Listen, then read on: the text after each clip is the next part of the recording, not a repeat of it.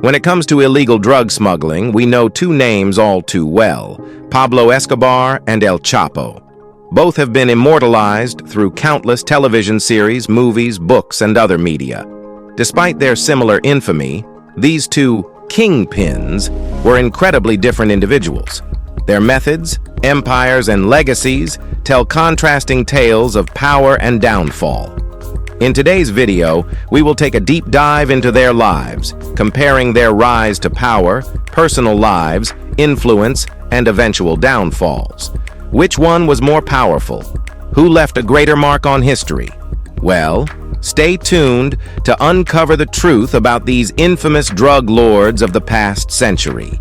Childhood: Escobar, born 1949. Pablo Emilio.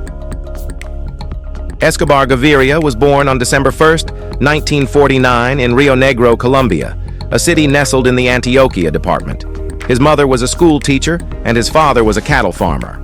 Escobar was one of 7 children, growing up in a large but modest family. Financially, they were relatively stable, managing to live a comfortable life by local standards. However, the environment Escobar grew up in was rife with inequality and opportunities for illicit activity.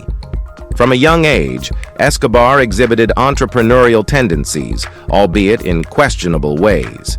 He began his foray into crime by purchasing and using marijuana, but it wasn't long before he saw the lucrative potential of the narcotics trade. Observing the growing fascination of American tourists with cocaine, he realized that this emerging market could be his ticket to wealth. Escobar dabbled in various illegal activities, including forging diplomas and stealing tombstones to resell them, but he quickly pivoted to the drug trade. His calculated decisions as a teenager laid the groundwork for his eventual domination of the cocaine industry. Childhood: El Chapo, born 1957. Joaquín Archibaldo Guzmán. Loera, better known as El Chapo, was born on April 4, 1957 in La Tuna, a small rural community in Sinaloa, Mexico. His upbringing was vastly different from Escobar's. El Chapo's family was deeply impoverished, living in one of the most rural and underserved areas of Mexico. His father, officially a cattle rancher, is suspected of being an opioid farmer, though this remains unconfirmed. His mother held the family together, ensuring survival amidst the difficulties of rural life. El Chapo's entrepreneurial spirit showed early on when he began selling oranges and other fruits in the streets. However, the lack of opportunities in his village pushed him toward a darker path. He eventually dropped out of school and worked with his father, but he yearned for more. By his teenage years, he had started selling marijuana as a side hustle. Forced to leave home as a young man, he transitioned from the family farm to the dangerous world of drug trafficking. Like Escobar, his humble beginnings shaped his resolve to rise to power, but El Chapo's path was marked by an even greater struggle for survival. Rise to power: Escobar.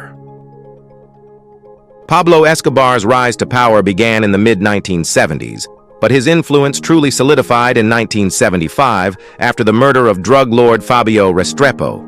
Escobar stepped into the leadership vacuum and transformed the Medellín cartel into a global powerhouse. By this time, he had already established a network for refining and distributing cocaine to the United States, but Restrepo's death allowed him to scale his operations significantly. As leader of the Medellín cartel, Escobar revolutionized the cocaine trade. He expanded production facilities deep in the Colombian jungles and established sophisticated smuggling routes across North and South America. Under his leadership, the cartel controlled approximately 80% of the cocaine entering the United States. Escobar was not just a businessman, he was a master of logistics, ensuring a steady supply chain from Colombia to the insatiable American market. Escobar's brutality also played a key role in his success. He adopted a philosophy of plata o plomo, meaning silver or lead. You could take his bribe or face his bullet. This ruthlessness allowed him to consolidate power and eliminate rivals, securing his place at the top of the narcotics trade. Rise to power. El Chapo. El Chapo's rise was more gradual but equally impressive. In the 1970s, he worked under Hector Luis Palma Salazar, overseeing drug shipments in the Sierra Madre region. By the 1980s, El Chapo had joined the Guadalajara Cartel, led by Miguel Ángel Félix Gallardo, also known as El Padrino, or the Godfather. El Chapo earned his reputation for efficiency and ruthlessness during these years. He was known for his innovative smuggling techniques and his zero-tolerance policy for failure. If a shipment was late or short, the consequences were fatal. This reputation earned him the trust of his superiors and set him on a path to leadership. After El Padrino's arrest in 1989, El Chapo seized the opportunity to create his own empire. By the early 1990s, he had established the Sinaloa Cartel, which would go on to become one of the most powerful drug organizations in history. Unlike Escobar, who focused almost exclusively on cocaine, El Chapo diversified his portfolio, trafficking marijuana, heroin, and methamphetamine in addition to cocaine. Personal life. Escobar. Pablo Emilio Escobar. Gaviria married Maria Victoria Henao in 1976 when she was only 15 years old, and he was 26. Despite their significant age difference, the marriage lasted until his death in 1993. Together they had 2 children, Juan Pablo, who later changed his name to Sebastián Marroquín, and Manuela. Escobar was known to deeply love his family, often going to great lengths to protect and provide for them.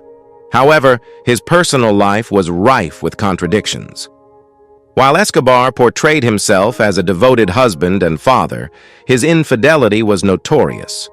He frequently engaged in affairs, often with women much younger than himself, including a high-profile relationship with Colombian journalist Virginia Vallejo. These relationships were indicative of his unrestrained indulgence and appetite for control. Escobar's duality extended beyond his romantic entanglements. Despite being one of the most violent and feared drug lords in history, he showed a tender side to his family. He was particularly protective of his daughter, Manuela, famously burning $2 million in cash to keep her warm when they were on the run. At home, Escobar shielded his wife and children from the darker aspects of his life, striving to maintain a semblance of normalcy amid the chaos. This dichotomy between loving family man and ruthless criminal not only added to the mystique surrounding Escobar, but also highlighted the complex nature of a man who sought to reconcile his violent empire with his desire for familial harmony. Personal life. El Chapo. El Chapo's personal life was marked by chaos and controversy, reflecting his turbulent lifestyle. He first married Alejandrina Maria Salazar Hernandez in 1977, with whom he had 3 children. The marriage, however, did not last, and his subsequent relationships were equally fraught. One of the most infamous episodes of his personal life involved Estela Peña, a bank clerk whom he allegedly kidnapped before marrying her. This relationship further highlighted the violent and controlling tendencies that defined his character. El Chapo later married Griselda Lopez Perez, with whom he had 4 children. Like many of his family members, Griselda and their children were deeply entangled in his criminal operations, often facing arrests or violent repercussions. His most high-profile marriage was to Emma Coronel Aispuro, an 18-year-old beauty queen, in 2007. The couple had twin daughters, but Emma's life took a dramatic turn when she was arrested in 2021 for assisting El Chapo in running his cartel from behind bars. Her trial and eventual imprisonment cast a global spotlight on the family's direct involvement in his criminal empire. Unlike Pablo Escobar, who managed to create a stable home environment despite his extramarital affairs, El Chapo's personal life was a mirror of his chaotic and violent world. His wives and children were not only emotionally affected, but also frequently caught in the crosshairs of his dangerous activities, making family life an extension of the criminal empire he built and controlled. Influence: Escobar. Pablo Escobar wielded immense power and influence, not just within the drug trade, but also in Colombian politics and society. He was infamous for his silver or lead strategy, bribing officials with exorbitant sums or eliminating them if they refused. His wealth allowed him to buy loyalty at every level, from police officers to politicians. Escobar also invested heavily in Medellín, building housing projects, schools, and soccer fields for the poor. These acts of philanthropy earned him a Robin Hood-like reputation among the local population, who often protected him from law enforcement. However, his benevolence came at a high cost, with thousands of lives lost to his violent reign. Influence: El Chapo. El Chapo's influence was similarly extensive but operated differently. His power was rooted in his ability to control vast smuggling networks and bribe officials across Mexico.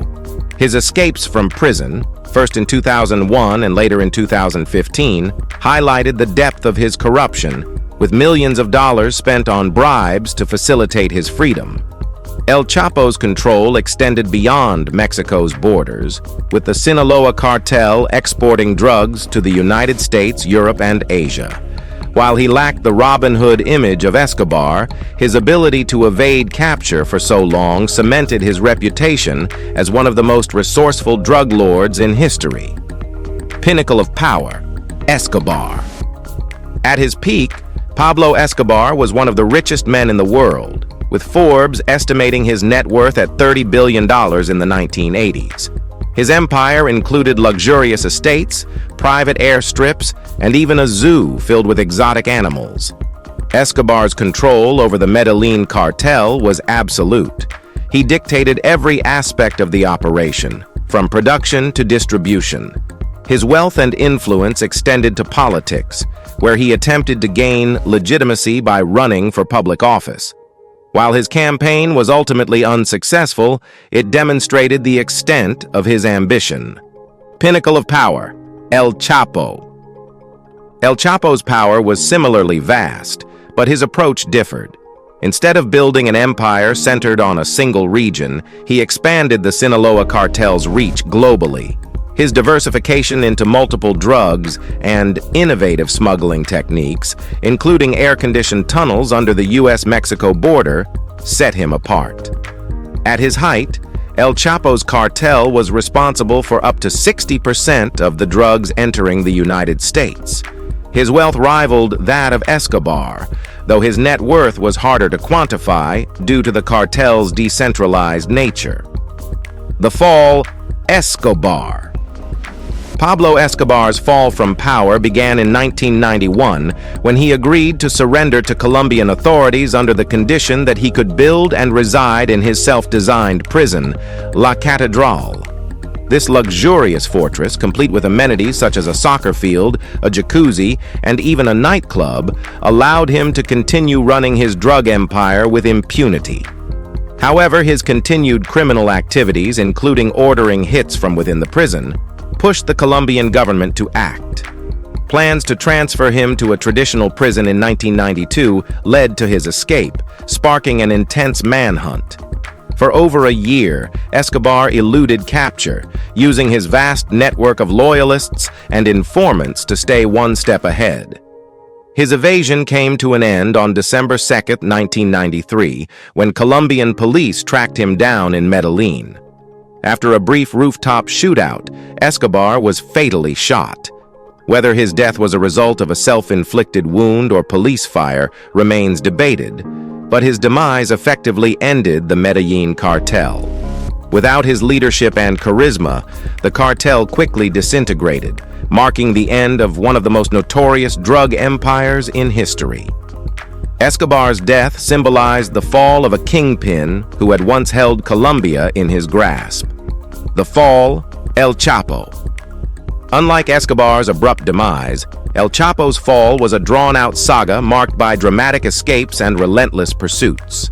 After his first capture in 1993, El Chapo spent 8 years in a Mexican prison before escaping in 2001 by bribing guards to smuggle him out in a laundry cart. He remained on the run for over a decade, rebuilding and expanding his empire.